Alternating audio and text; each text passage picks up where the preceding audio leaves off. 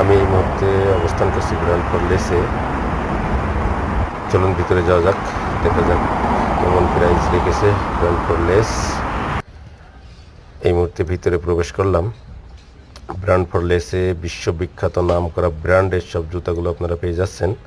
Fly, Reebok, new balance এবং Adidas সব কোম্পানিরই জুতা আছে এখানে।